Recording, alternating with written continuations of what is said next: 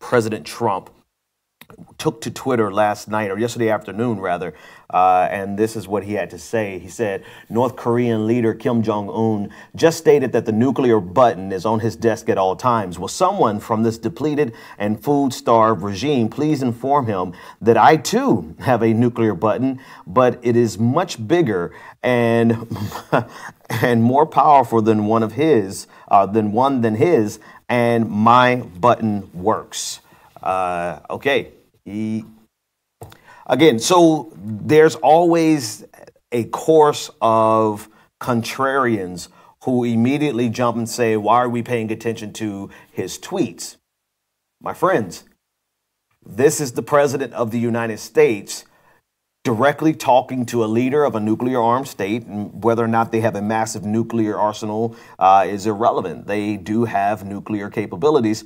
And he's taunting him. I think I was using the word provoke, but the president is taunting this man. And this is significant in so much as it is destabilizing. And it has the potential of making a volatile situation even worse. If you can imagine a nuclear, quote unquote, standoff. We're not really at a standoff so much as we are an impasse with their nuclear proliferation. But if you can imagine making that situation worse, Donald Trump has done everything in his ability to make it worse. And so we have to discuss it. That's first and foremost. Then, two, if we look at it strategically, I think we should pause and consider it strategically, because nothing's worked in the past with North Korea's nuclear program, and I can hear my leftist friends in my ear. It's like it's just in my ear all day long. Well, they have the right to get nuclear weapons. Okay, fine, they do. But you can't go down that track without undermining other leftist positions. So let's put that aside. Let's put aside the fact that they are a sovereign nation, and they do have the right to pursue nuclear weapons, right? But the pursuit of nuclear weapons is a destabilizing action in and of itself. Possession of nuclear weapons can be extremely destabilizing, which is why you see India and Pakistan, they quickly got nuclear weapons one after the other, because neither state was going to allow the other to have a strategic advantage.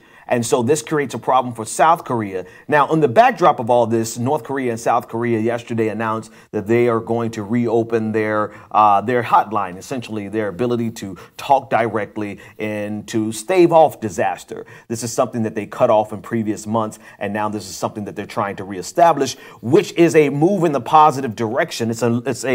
In a sense, it seems like it's minor, but it's very significant. But in the backdrop of all this, the president of the United States takes to Twitter and makes a volatile situation worse. So if we're looking at it just simply from a media perspective, people are tired of us covering Donald Trump's tweets. But I think it's relevant in so much as if you consider every word from the president carries significance. It is significant. So you can't just dismiss it away as a media perspective and say, oh, well, he's distracting from X, Y, and Z. No, he's not. He's not distracting. He's creating a greater problem. All right. So that's number one. Now, strategically, I was thinking about this as I was driving in this morning, and I'm wondering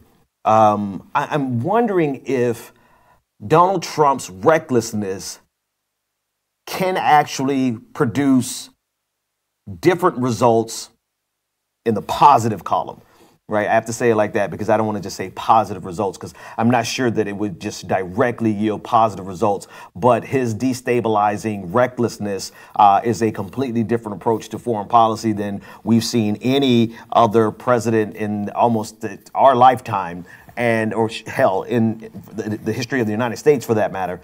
And you wonder, like, if perhaps this is just something uniquely different. Kim Jong-un might like this. Not that Kim Jong-un is the end-all to be-all in terms of our foreign policy, but he definitely represents a direct threat to our foreign interests. I'm just curious to see if this will play out in any other fashion than all-out nuclear war. You know, and I'm reminded of a guest that I had on the show saying that, you know, with the potentiality of Donald Trump leading us to the potential, rather, of Donald Trump leading us to nuclear war, or the percentage chance of us going into nuclear war because Donald Trump is president has increased. Right. And I think that's fair to say. And so is the risk worth the reward? Is Donald Trump's recklessness worth any potential award for a potential positive outcome in a situation that's essentially been a stalemate? All that to say is I just have to pause and wonder if this technique could work.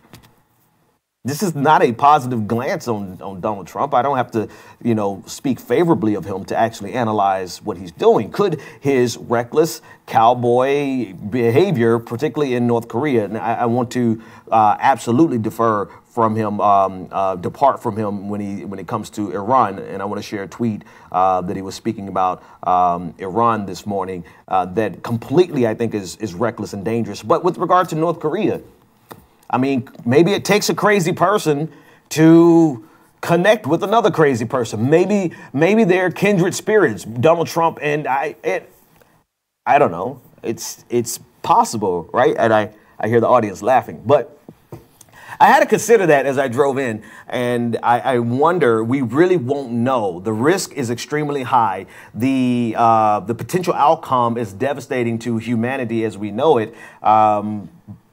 But at this point, we'll have to see. That's all I can say. I mean, honestly, it's a risk. And I think this is where you get the stalemates that we've had so many times before, where we do the cat and mouse game with North Korea. Bill Clinton initially had a deal with Kim Jong-un's father, and then his father, Kim Jong-il, I believe, reneged on that deal. Barack Obama pretty much was quiet, didn't make a lot of overtures to them or against them. George W. Bush, likewise, tried to pull away from the deal. Each administration prior to this found themselves in a stalemate with North Korea because they carried the standard United States foreign policy approach. And to say the least, if you look at this tweet from the president, if you look at his behavior and his attitude towards Kim Jong-un, you can 100% say that this is absolute opposite of what any previous administration would have ever done. Now, I understand it's walking a fine line between nuclear holocaust and a possible outcome that may be different, that may be favorable. I don't know. But what I do know is that his words, the words of the president, have significant weight. And even when he's acting like a schoolyard bully, the words of the president carry significant weight.